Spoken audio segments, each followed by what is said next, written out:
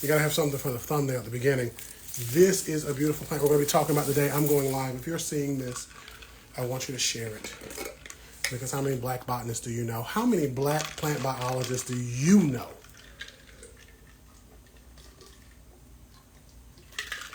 I probably should have connected my mic. Can y'all hear me okay? Hey! Hey everybody, share this with people. Whether you're seeing it now, seeing it in the future, comment and share. You could be seeing it right now live. You could be seeing this later, wherever you're going to see it at. Comment and let the people know. Tell me how you doing on today. Because I do want to know. Are we okay? Are we good? Is we all right? Are y'all okay? Because today I'm going to be doing a couple of things. I'm going to be talking about this plant and recognizing how this plant is going through something. Hey, friend. Hey. I'm going to talk about that plant and how it's going through something. And I'm going to talk about these plants that I have been working on with the mystery pipe going through it. What am I piping into these plants? What am I piping, you may ask? I don't know. But if you are piping ready to see me talk about these plants in the comments, say I'm ready, because we're getting on our SpongeBob energy on today. I want you to, again, tell me how you're doing. We got the legit Tracy Murphy. I'm sorry you're not feeling good. I'm sorry you're feeling so-so. I pray you feel better. I really do. So type I'm ready. We're again on our SpongeBob energy. It's hard to believe I've been watching, or SpongeBob's been out since '99. I was 9 years old when that stuff came out. Oh my God. There we go. I'm ready. It's cold and dark in London. It's been a long week. Oh God, it's cold and dark in London. And y'all don't got good food.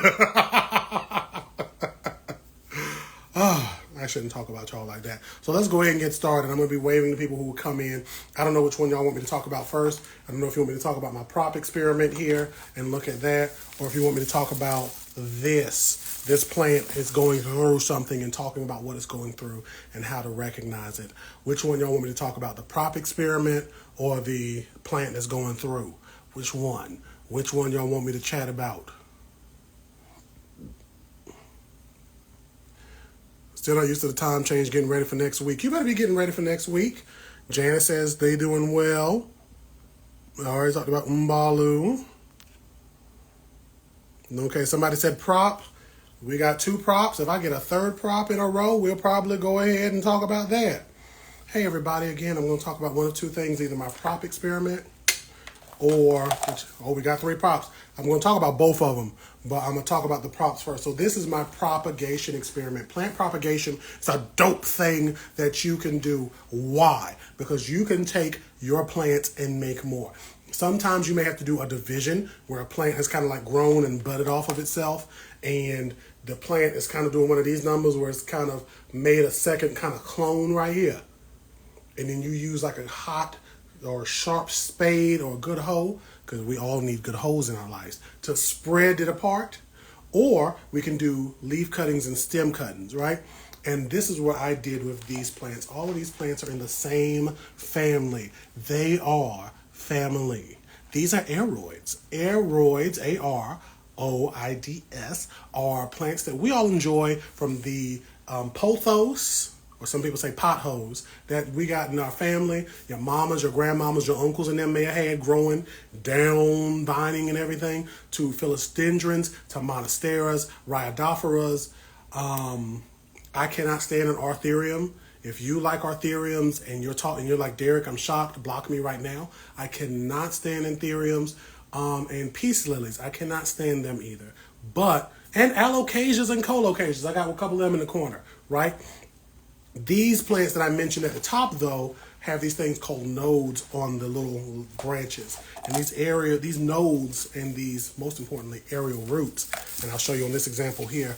You can see these aerial roots right there, those kind of bumps. Y'all see those bumps? I crushed that. Did not mean to do that. That's how I can propagate and make more. So I put it into this here container. I got this container from the Dollar Tree, right? Got it from Dollar Tree several years ago. Y'all might have remembered me doing a video where I was like, I'm going to clean off these spider mites off of these elephant ears I got from my aunt's house. And then I put like alcohol and peroxide and shook it. This is that same container, because we don't throw away stuff in this house because I hoard real bad. So These are leca clay balls, and I put it in here with this pipe. I want y'all to guess what this pipe does. This thing right here. Take a guess, and it is a bubbler. So on one of these Facebook groups, and I typically cannot stand a Facebook group to learn information from, they talked about using a bubbler in their propagation stations in order to add air to the water and to encourage root growth and get it to happen much quicker, which makes sense. Horticulturally, hey sea monster, horticulturally, this is what people do. You will make sure you have a nice amount of dissolved oxygen or air in your water because your plants live off of that. The root zones want that air, right? We don't want no stagnant water. So I put this bubbler in here. I did this maybe a week or so ago. Whenever that video dropped, where I was like, I'm propagating. I think that was last week. This has actually been, 7 days because I did it last Sunday. So we're going to see what these look like. I don't expect to see much, of course, but we're going to see what happens. To the person that said, my elephant ears have mealy bugs, here's what you do. You get you some neem oil and some 70% isopropyl alcohol and some dish soap. You can use kind of a combination thereof. What I typically do is I will take the soap, like a little bit of dish soap, no bleach, no nothing, just plain Jane dish soap. Okay, mix it in a couple of drops with whatever the concentration of neem oil is supposed to be. Spray it on my plants, wipe the whole thing down. You have to make sure you get everything, every square inch of that plant above the soil. And then once I wiped it all down, I go back with the 70% alcohol and do the same thing. That's how you really can treat mealies and spider mites. You could also get a systemic pesticide, but a lot of you may not want to use that if you have like an animal or somebody who may just be biting and eating on those plants. But that helps too. So we're going to check on these. So I got some Syngoniums in here, which are also in the aroid family. We have a couple of philodendrons and maybe a pothos. So we're going to see how they look. I'm just going to pull them up. And we're going to go from there. So this is looking about the same. Again, we're looking at this aerial root here. Hold on. Boom, boom, boom, boom. There we go. No, there. It's not zooming. It's not focusing. It's okay. We're going to look at that one. I'm just going to put these to the side. A lot of the water has kind of evaporated because it's been relatively warm in here. There we go. Oh, this one looks like it's gotten longer. I don't remember how long this was when I put it in here.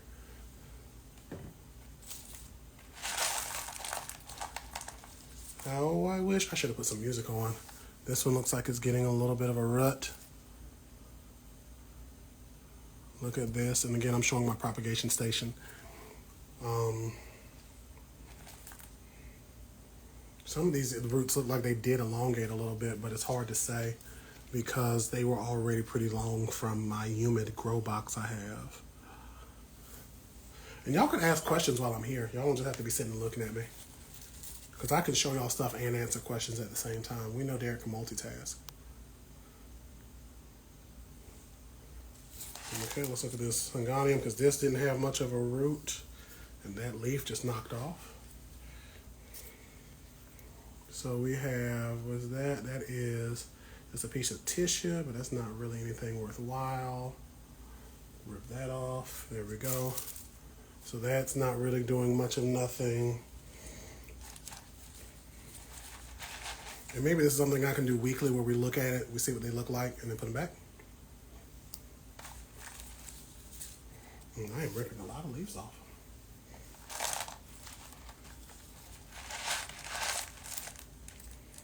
I was gonna say this is a root. That would be crazy. That's just a piece of the petiole. And again, y'all can ask questions while y'all are here. I'm showing off plants from my propagation station. This has been a week. Maybe I can go back and like overlay this and be like, this is what it looks like in a week. And then this is what it looks like in 2 weeks. And then that's a lot of work though. I don't even know why I suggested that idea. Okay, but nothing is looking moldy. Nothing smells crazy. It says nothing is looking moldy and then sees something moldy. It's almost like immediate. So we're gonna look at this one. This one is looking a little goopy. And it's like that aerial root was damaged. Help, my elephant ear is yellow on the edges. Leaf, help. So yellow on the edges. My first question usually when somebody's like, my plant is doing something crazy, help, is what has changed within the last, like, so when you saw that, what changed the 2 weeks before that? So anytime you're looking at like, okay, my plant is doing something crazy, and this is just parts of the petiole. Whenever you're like, my plant is doing something crazy, oh, we got a little white growth right here. You don't see that? And whenever you're like, my plant is doing something crazy, help, what happened? What was the change that happened? Did you fertilize? Did you water extra than you should have? Was it just the seasons changed? Did you move it? If it's indoor, if it's outdoor, like that could just be from something outdoor, like the weather shifted or whatever. What happened to that elephant ear beforehand? Hey, there you do. What happened to the elephant ear beforehand? Right? So when you're like, hey, my plant is doing something crazy, like what's going on? Like these leaves were turning yellow. Well, what happened? I shocked it by cutting it from its mother plant, from the host, and I moved it into a whole separate station, right? That is not even in the same type of environment. It's in the same house, but it's not as humid and warm as it was previously. In addition to, again, it's not feeding off of nutrients. So like what happened? What changed? And again, this is the, for those of you like the bubbler, it's like $8. I think it's in my Amazon store. I don't know. It's on my link in my bio. But this little air rock thing here is amazing. So I'm going to put this back in here. We got a little special guest coming on. This is so dope.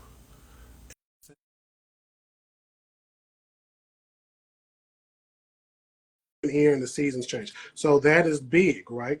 When you move that elephant ear and you are shifting it around, even though it may have been 2 feet, you could have moved it. Hey, you could have moved it 2 feet, and that 2 feet could be so much more than what you're looking for. So the biggest thing is you want to try to put it back, and you want to say what changed in that area. Was it it's under a vent? Was it is getting different light? And again, the seasons change. What happened and how can you change that? Like grow lights, like I talk about in one of the stories, one of my reels. So, hey friend, how are you? Hey, excuse me right now, cause I'm kind of like looking like a mess, but I did want to just go up and say hi and everything like that. And how are you doing? I am good. How are you? I'm good, adjusting to mommy life and everything. Look, we love Yeah. to see it. So Word. I But just broke this. That is sad. well, I had a question about the nitrogen, right? Like because what you were saying, like when it gets to that, like it might be like a nitrogen issue, or and just moving it into a different space might give it more vitality, or because I just jumped in halfway through the life, so I'm just, No, you're you good. You're know. good. So when you have, so she was talking about her elephant ears, and elephant ears have leaves similar to this, where there is a nutrient deficiency, potentially because it's like going from the edges, depending on, because I don't remember it offhand, depending on what your leaf looks like yellowing, depending on how it yellows, can relate to either what you did wrong as far as environment or nutrients or some combination therein. So that's what we were talking about.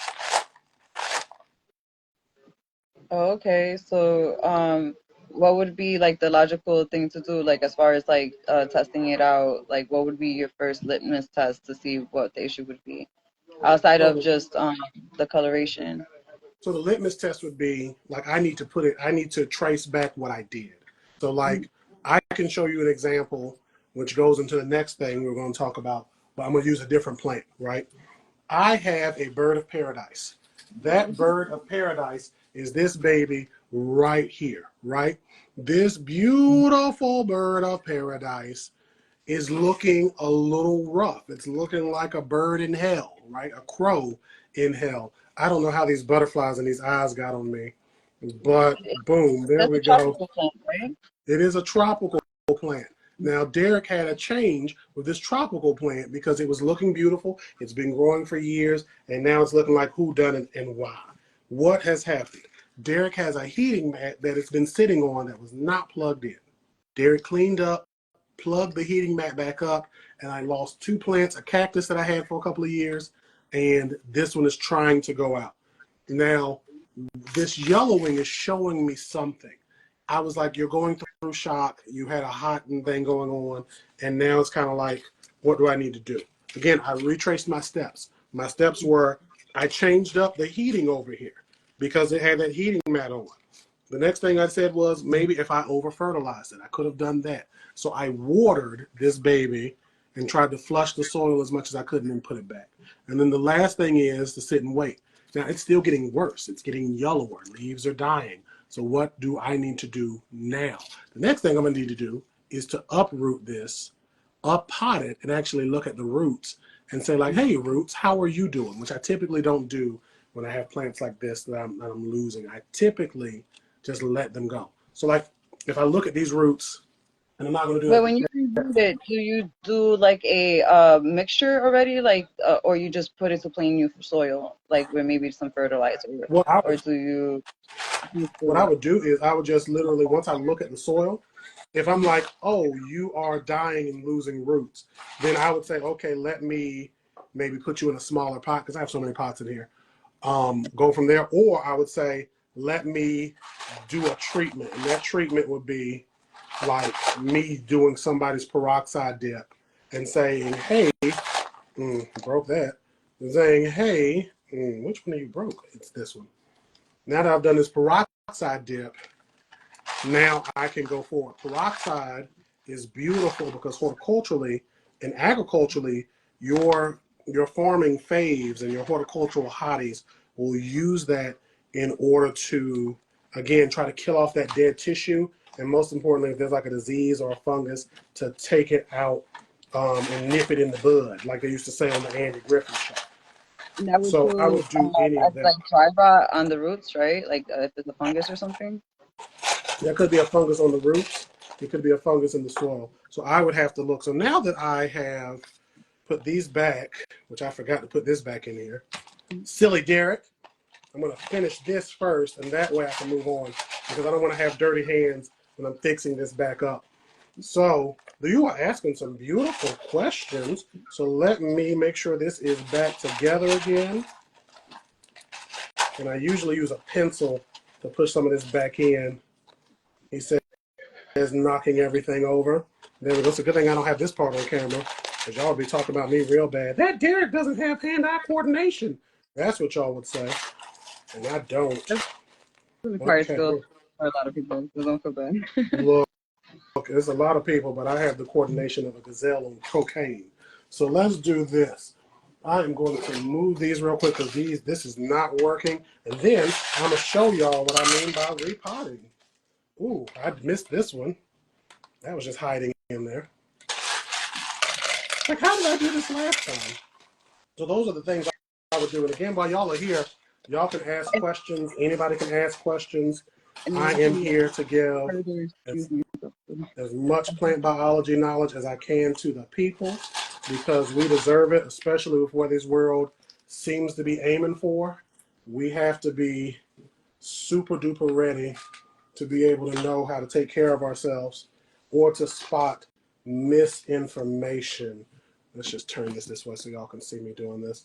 So, let me put these back in, and then we're going to look at the roots of that beautiful bird of paradise. Let's put this back, Is there and anything then like any myths or because bird of paradise is such a beautiful name? Like, is there anything like associated like? so the Mm, reason the plant is called, so the reason, and I forgot to do it again, the reason the plant is called bird of paradise is because when the flower comes out and the plant's leaves are arranged with that flower, it looks like a bird. Like the flower is vaguely bird-like, so that's why. Boom, wave at all these people. I should have had a moderator up here. There we go. And now what I'm going to do is unpot this plant. Now, a lot of people, when they're taking their babies and they're looking at them, they are afraid to unpot them. They're afraid to look at it. I'm not. Because this plant is mine. And just like my mama, or really my grandmama, used to open up all my mail and look at it, is the same way I'm going to open up these roots and look at them because they are mine.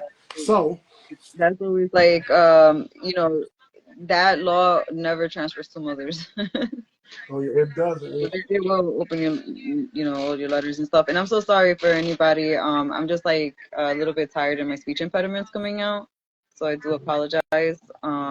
Again, mommy time I'm still adjusting and stuff like that. So, please excuse me if I am long-winded.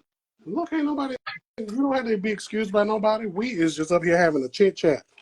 So I'm going to take this up and I'm going to unpot it. Now, I am more rough than most of you would be with your plants, but the couple of things I'm looking at is this. This plant, this pot, does this not have holes?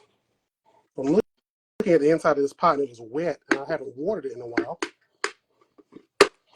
When And it comes to watering, are you supposed to drain your plants? Like, because I've seen somebody say that you water it once, drain it, and then the second time it absorbs.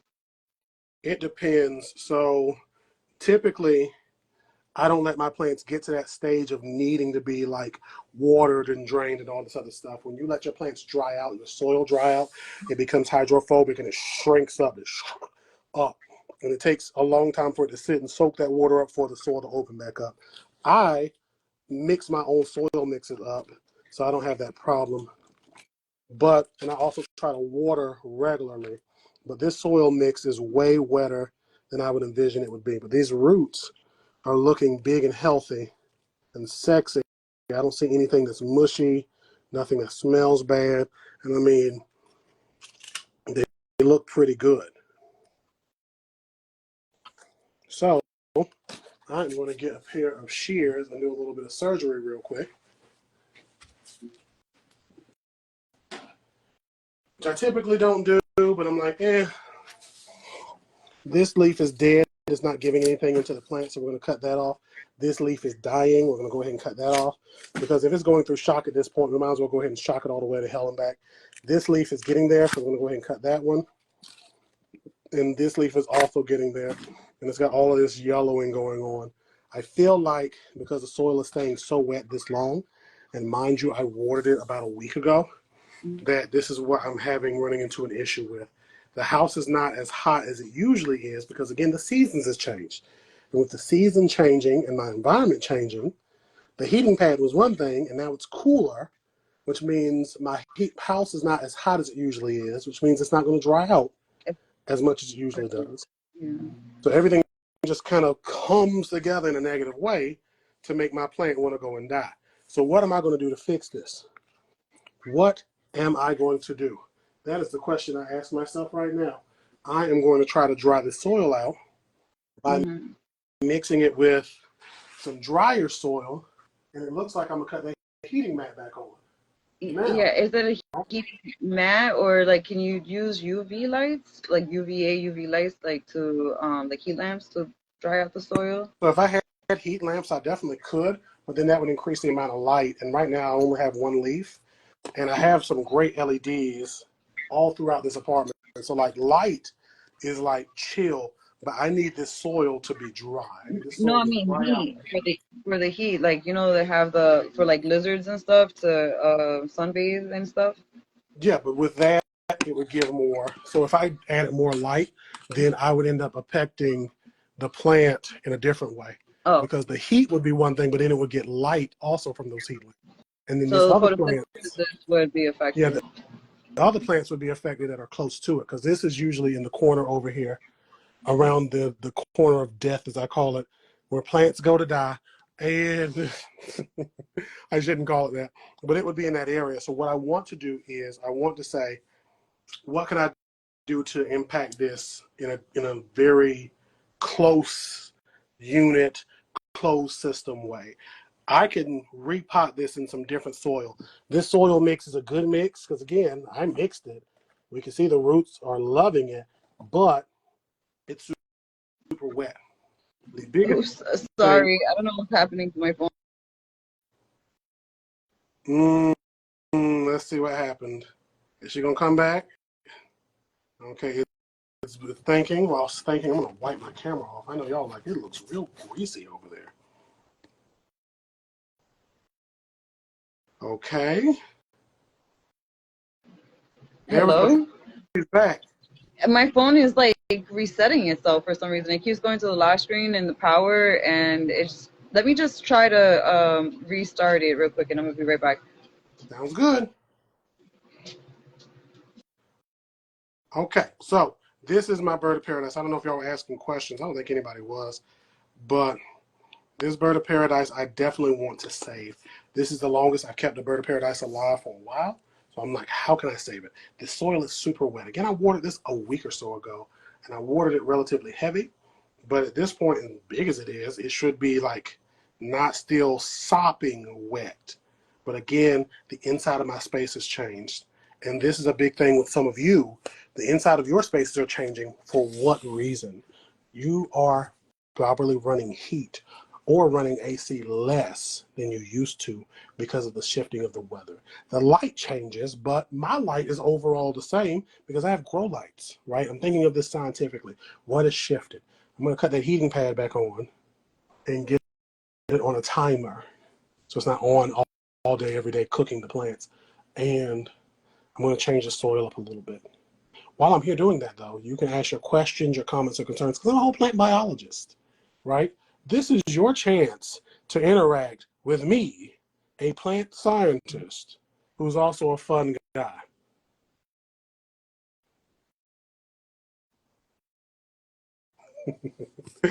So let's see if I have any soil around here, because I feel like I don't have any right beside me. And I want it to be like bone dry because I need to soak up some of this water. The thing about this mix of my soil, which I do myself, this is a peat cocoa coir mix, is I usually, and I usually again mix my own soils up 99% of the time. Peat and cocoa coir can absorb so much more water than they can hold. So let's get some good soil going here. I don't want to use that though. Let's see. I need a soil mix that's around me. Let me grab something real quick. Y'all get your questions together. Get your questions for there. Oh, we got something. Haha. So this is a soil mix that I used for some succulents, but it'll be all right. And it is bone dry. As you can see, I have a Rudolph philodendron that puts out leaves very slowly. Different philodendrons grow at different speeds and rates. And like the philodendron I was going to show y'all, this is a bird of paradise, Stephen. The philodendron I was going to show y'all, I just cut off a couple of the leaves because it's been looking rough. But the soils were wet. The philodendron I was going to show y'all at the top, it grows prolifically. But some I have that have been growing slow, even in the same space. So I'm going to mix the soil up real quick. And again, I'm trying to dry out this very wet soil. I had these very yellow curled leaves. You see that, Stephen? And I'm like, what's happening here? And I'm like, there's something going on. I had a heating pad on. I cut the heating pad off. And it is what it is. How's the heating pad going? The heating pad actually works, and it's really a heating mat. I just say heating pad because I'm Southern. But the heating mat is going pretty well. I need to mix this like I actually know what I'm doing. Let's do this.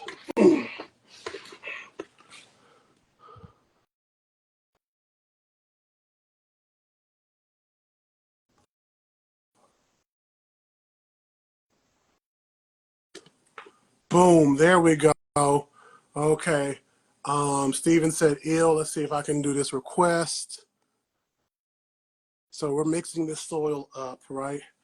We're mixing the soil up, and I am trying to dry out the soil using a soil mix that I have. Now, most of you may not mix your own soil, and Edu, I did accept your request. Most of you may not mix your own Is it soil up, but I working? do, because I like to get my hands in it. Okay, you see this? You see Oh, how I'm my gonna hands have look? issues again. My hands look like this, so yours don't have to. We are here for it. So I'm going to be mixing this soil up. As a kid, I loved playing in dirt, and who knew that I'd be still doing it now at my big age. And again, plant biologists, ask me your questions. I usually play music because some of y'all don't be asking me questions, but I'm just mixing the soil up a little bit. And this is actually looking pretty good because that was just dry enough. What is the best method to transfer water prop, a water prop to soil? Sometimes the process causes leaves to die like a Brazil philodendron. Here's the thing, Lizzie. I've seen some people when they were transferring from like a water prop to soil. I usually wait for a lot of roots. So I don't have a lot of roots in this prop I just showed you, but a video I recorded, I had like a roots, some type of philodendron that had these long roots. They were about like an inch, which is about this long, this nub of my finger, really nub on your thumb, about this long to about 2 inches of soil.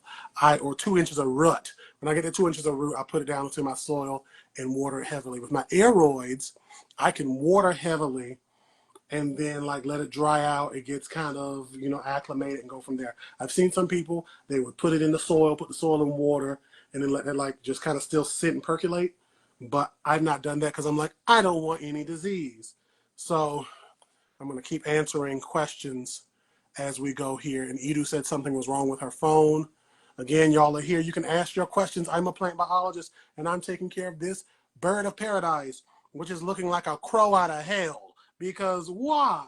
It is going bananas. The leaves are trying to leave me, much like my daddy did at a young age. This leaf is trying to die, much like my hope did after the election, and this, and this leaf is curled up much like the naps on the back of my neck. When it when it comes to taking care of these plants, you got to have a little humor with it. So I'm just going to repot this. I'm holding it up because I want the collar of this to be right at this little line right here. Ooh, right at this little line right here. There's a little line in my pot, little ridge. Okay, we can see that little ridge. I want to go to pretty much right there. And I've dried the soil out by mixing it with a very dry mix. I mix my own soils up and I recycle my soils that I used. As long as there wasn't any big disease or pest problem, I recycle all of my soil. If you're ever in the triangle and you're like, Derek, I need some soil, please let me know. What's a good mix to make your own soil? That's a very good question because I kept saying I make my own soil and nobody seemed to care. I'm glad you cared, Isaac. Isaac, you make sure you DM me there after this. I'm going to send you something. I don't know what it is yet, but I'm going to send you something before the year is over. Um, when it comes to mixing my own soil, right, there's a couple of things I've done. And there's a couple of things to keep in mind. When it comes to this mix is some combination therein of peat, of bark, of sand, of all types of random things, and like compost, vermicompost, and bokashi, because I do my own composting in house. And it's all just mixed together. Like I'm literally making so much soil right now, right? And this is also technically and actually mixes of old soils that I've had for years. Old soils off of old plants. When they die, I just take it, I put it in a big container, and I just feed off of it for my plants. Depending on what you're growing, you can just get somebody's peat, some bark or some play sand, some vermiculite, some perlite, and call it a day, right? Some compost, vermicompost, mushroom compost, and call it a day and mix it up with your own ratios. I go off of texture and tactile response, right? And I go off of a tactile feeling because of why. It's just, I know what I'm feeling for when I'm feeling for a different soil mix. For my succulents, I want it to be sandy. I want it to be very loose. I don't want it to be something that I feel can just crumble and hold together like this. Like I don't want to be able to do that for my succulent mixes. For my aeroids and stuff, I want them to be able to hold water. If I'm making a succulent mix for somebody else, I may still make it where it can hold together like this, right? Because I have people who they're going to just be like, oh, I don't ever have to water this. My mixing and ratios kind of change because this is ever changing as I'm recycling it and as I'm reusing it. In addition, I add like Dynomyco, mycorrhizal mix, like the little funky bits that can help your plants absorb soil. Slow release fertilizers may be in here. I may add a lot of different things. But this is now repotted though, so we're going to see what happens. But that is the good mix for your soil. I can't necessarily say a recipe. I may start off with like 3 or 4 parts peat or cocoa coir to a part of sand, or even a half a part of sand. But now that I also use like vermiculite and perlite and other things, my mixes shift. It's like when you ask your grandparents for the family recipe to something and they don't give it to you exactly because they just make it as they feel it, and it always tastes good and always tastes the same. It's the same way with me in these soils. I'm trying to get better about like noting what I do, but it is what it is. So I hope that answers your question. Hopefully I'm still able to scroll here because I'm not seeing anything. So we repotted this. This again had these terrible yellow leaves, right? And this was showing me that something had changed. And it said, "Please, Father, don't leave me." That's what it said. It kind of like, "Please, Father, do not leave me. Please don't let me die." That's what it said. And I said, "Of course, I got you." So I did a little surgery. I typically would just let them die, to be honest. I typically would be like, "Oh, you're going down. You're just going to have to go down, kid." But I decided to look at the roots and see like, oh, the roots aren't looking good, but the soil was still super wet. So I'm going to cut the heating pad on, and I'm going to let that be on for a couple of hours a day. So that way it could be hot. It's also kind of cold in this corner next to the wall. So that's probably why it's looking this way too. In addition to other stuff that happened, being a plant daddy means I got to really take care of these babies like they are my own children. My own children. Do I compost the leaves or do anything with them after removing them? I do. I sometimes will throw them into my bokashi bins. Like I'll let them dry out, crush them down. Or like if these were smaller and dry and brittle, like this is brittle and dry, I do this. Watch. This is not brittle. I didn't do it at all. This one, I kind of tear it up. And these are actually tougher than other leaves. There we go. And I usually mix it into the bottom of the pots as I'm going. So that way I compost in the pot. Like I usually sneak it in, but these are so wet still. I don't want to do that. But I would just throw this into a thing. What is the best watering schedule for Ficus Audrey? My others are great, but not that one. Okay, here's what you want to do. I want you to hear me when I say this. So let me turn the camera back around to me. Let me turn the camera back around to me. When it comes to your Ficus Audrey, here's what you want to do. You get you a good glass of water. You take that water and you put some lemons. You put some lemons into that water, and some lemon zest, and then some sugar. You make some lemonade and you drink it as you take that ficus to the trash. I cannot stand a ficus. I cannot stand a ficus. I used to have one in the corner here, and I don't anymore. I still have one in the corner over there. I cannot stand a ficus. To know, though, because I know you want a real answer. That was really funny. Y'all didn't have to respond to me. I need to jump off of this because I've been up here way too long. To water your ficus, the best schedule for that is dependent on how dry the soil is. You can get one of these meters like this,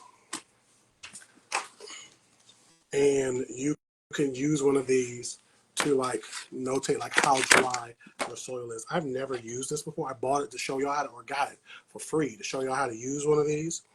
You insert the probe in the soil at the root level, note moisture level, and if water, plant if needed, da da da da da. And some of these will tell you like, based on the water level in this plant, you can use da da da da da.